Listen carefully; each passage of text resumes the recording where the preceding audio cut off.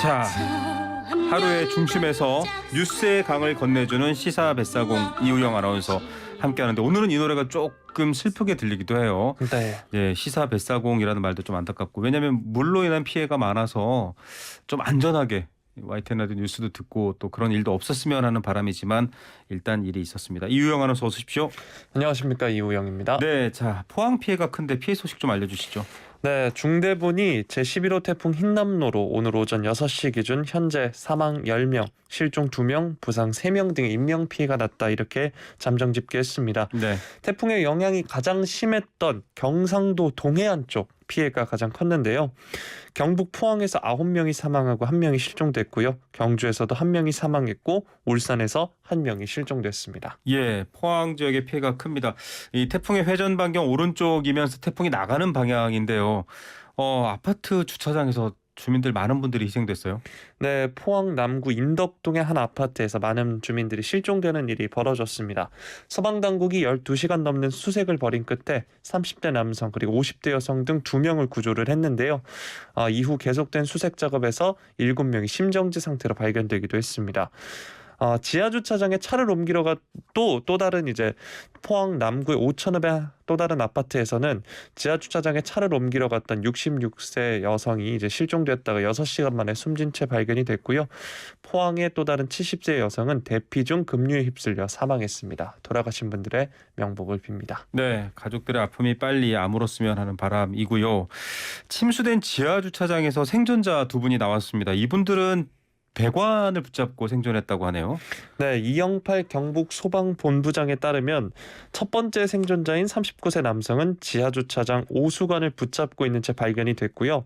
두 번째 생존자인 52세 여성은 지하주차장 상부 배관 위 공간에 엎드려 있었다 이렇게 밝혔습니다. 네, 이 아파트 지하주차장 높이가 약 3.5에서 4m 정도라고 하는데요. 네. 이 상부 배관과 천장 사이 공간이 30cm인데 여기에서 이제 엎드려 있었던 것으로 소방당국은 추측했습니다. 예, 그 위에 이제 숨 쉴 수 있는 공간이 있기 때문에 12시간 넘는 시간을 버티고 있었고요. 특히 이 39세 남성분은 상의를 벗어서 젖은 옷을 입고 있으면 이제 체온을 더 빨리 뺏길 수 있기 때문에 상의를 벗어서 이제 대처를 했다 이런 보도들도 나오고 있는데 안타까운 얘기가 이제 생존자 중 한 분이 50대 여성의 아들과 같이 내려갔는데 아들 14세 중학생으로 밝혀진 아들은 지금 사망한 걸로 보도가 됐습니다. 참 희비가 엇갈리는 비극인데 이런 일이 없어야 되겠습니다.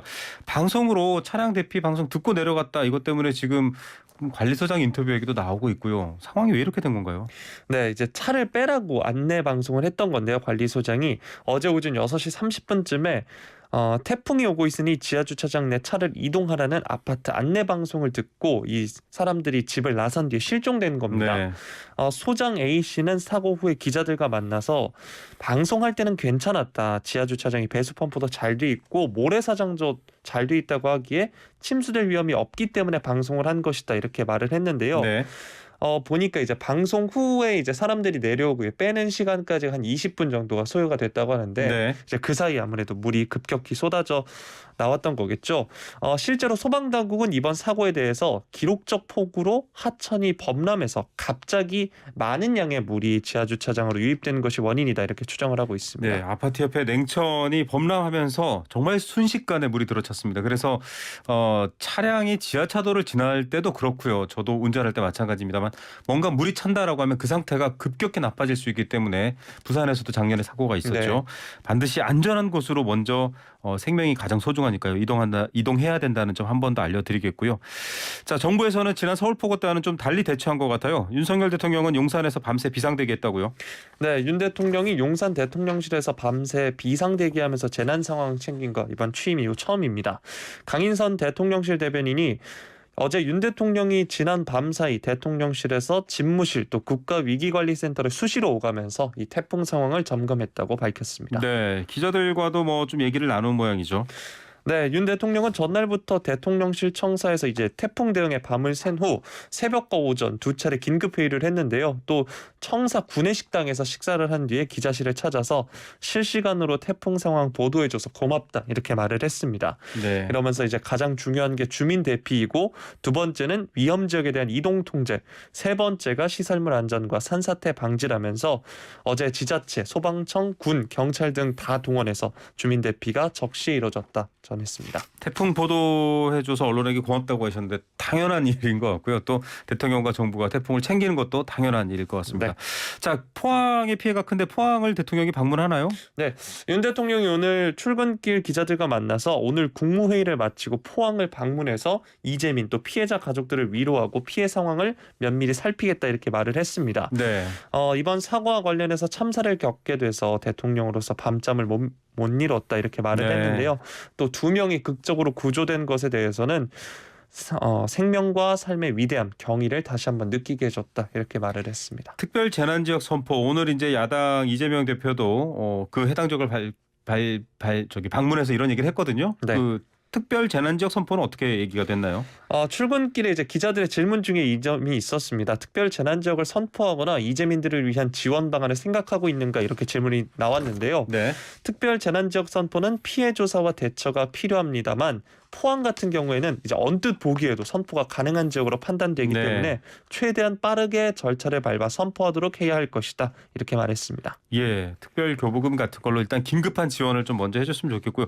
어제 그 보도 중에 보니까 해병대 상륙 장갑차가 네. 다니면서 시민들을 구조하더라고요. 적절한 대응과 또 전문성이 있잖아요. 물에서 워낙 또 유능한 분들이니까 잘한 부분은 잘한 부분이다라는 생각도 듭니다. 세 번째 소식으로 가보죠. 대통령실 인적 쇄신 지금 이제 감사가 진행 중입니다.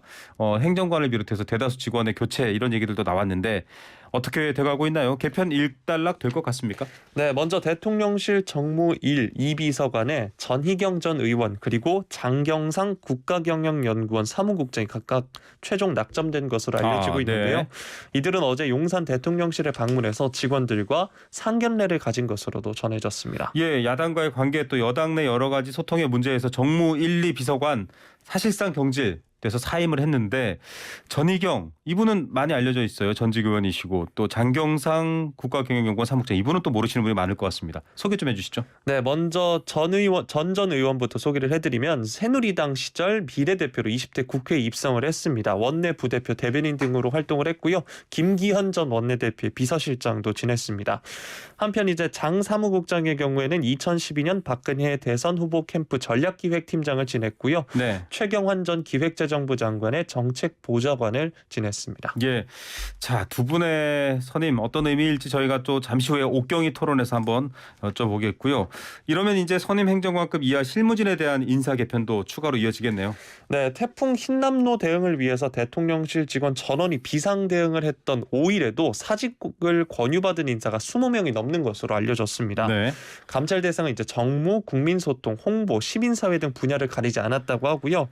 앞서서 홍지만 전 정무 1비서관, 경윤호 전 정무 2비서관 등을 비롯해서 20여 명이 대통령실을 떠났습니다. 네, 1차 인적 쇄신 오늘로 사실상 매듭 지어질 것 같은데 윤 대통령 출근길에 여기에 대해서도 얘기했습니까? 네, 인적 개편에 대한 질문이 나왔는데요. 그 얘기는 제가 오늘 언급하지 않겠다. 다른 태풍과 관련된 것만 질문해달라 이렇게 얘기를 했습니다. 아무래도 예. 태풍 이제 피해 상황을 파악하고 이를 위해서 이제 집중하겠다는 얘기였는데요. 네. 또 윤 대통령 취임 100일을 기점으로 이뤄진 대통령실 인적 쇄신을 주도한 김대기 비서실장에 힘을 실어주려는 거다. 이런 보도도 이어졌습니다. 예. 자, 마지막 소식 한번 들어보겠습니다. 참 이분 코로나 시국에도 여러 논란의 중심에 섰던 분이에요. 전광훈 목사 사랑제일교회. 이 재개발 이슈까지 있었는데 결국 500억 원 규모의 보상금을 받는다 이런 보도가 나왔어요. 이게 무슨 얘기입니까? 네, 서울 장위 19역 주택 재개발 정비사업 조합이 어제 임시총회를 열었는데요. 사랑제일교회가 요구한 500억 원 보상금 지급을 가결했습니다. 네. 조합 측에 따르면 조합원 중 약 61.9%가 찬성한 것으로 알려졌는데요. 조합 측은 사랑제일교회의 건축비 등을 포함해 보상금 500억 원을 지급해야 한다고 합니다. 네. 교회 건물을 인도받는 동시에 중도금 300억 원 지급하고요. 2개월 이내 잔금을 치르는 내용이 담겼습니다. 이게 사실은 재개발 보상금 문제 철거 반대하는 반대하면서 조합원들과 충돌하는 문제 여러 문제가 있었는데 어떻게 해결이 됐네요. 네, 그러니까 쉽게 말해서 재개발 구역 내에 이제 사랑제일교회가 들어가 있고 네. 거기서 재개발을 하겠다는데 사랑제일교회 측이 반대를 한 건데요. 네. 조합 측은 서울시 토지수용위원회 감정을 통해서 86억 원 그리고 종교 부지를 보상하려고 했습니다. 네, 86억 원을 주고 다른 곳에 교회 지을 땅을 주겠다 이 얘기였군요. 네. 근데 교회 측은 6배 이상인 563억 원의 보상금을 요구한 건데요. 네. 근데 조합이 교회를 상대로 낸 명도 소송에서 1, 2, 3심 모두 승소를 했습니다. 네. 강제 철거를 할 수 있는 권한을 받게 됐는데요. 문제는 6차례 명도 집행에 들어갔지만 이제 신도들이 지게차, 화염병 등을 동원해서 저항하면서 네. 번번이 실패로 돌아갔고요.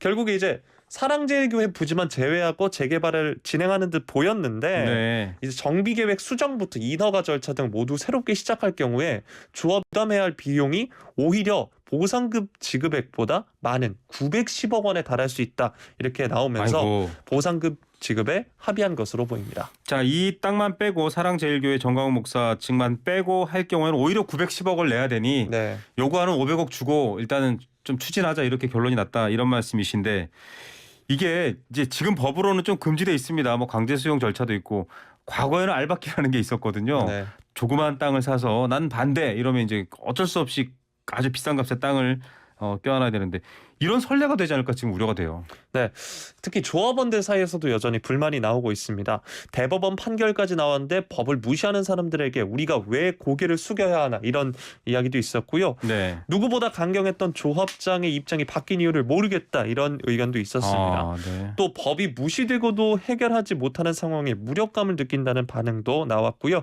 서울시와 성북구에서 더 적극적으로 중재에 나서야 하는 것 아닌가 이런 의견도 나왔습니다. 참 종교라는 특수성도 있고요. 또 이분 자체가 가진 특수성도 있습니다만 이 전 목사는 주일 예배하다가 신도들한테 아들에게 교회 세습하겠다는 걸 공표했습니다. 이것도 뭐 흔히 큰 교회에서 있는 일이긴 합니다만 네, 어떤 일인가요? 이 소식은 사실 지난달에 전해졌던 건데요. 지난달 18일 개신교회에 따르면 전 목사가 최근 신자들에게 교회가 하는 모든 대외 선교 사업을 자신과 아들에게 위임하도록 요구해 통과시켰습니다. 아, 네. 7월 17일 사랑제일교회 주일 예배에서 감옥에 있어 보니까 믿을 놈이 하나 없다. 믿을 사람은 이제 나의 독생자 에녹 아들 이름이라고 하는데 네. 뿐이다라고 공표를 했다고 합니다. 그러면서 이 자리에서 자신이 감옥에 있는 동안 일부 부목사와 장로들이 교회를 차지하려고 했다고 욕을 한 다음에 믿을 놈이 없다 이렇게 얘기한 거고요. 네. 이제 아들에게 세습할 수밖에 없다. 이게 최선이다 이렇게 주장을 했다고 합니다. 신앙이 바라보고 있는 네. 그 선지자들 위대한 분들은 다 어디에 있고 이분들의 목소리만 들린다라는 생각도 들고 참 안타깝네요. 자, 이제 이번 주는 추석이 시작됩니다. 벌초하러 가실 때 특히 여러분들 안전에 유의하시고요. 말벌 이런 부분들 조심하시기 바라겠습니다. 네. 예, 저도 벌초를 했는데 머리를 벌초하신 게 더 잘 깎았습니다. 어울립니다. 네, 알겠습니다. 이호영 아나운서 감사합니다. 고맙습니다. 저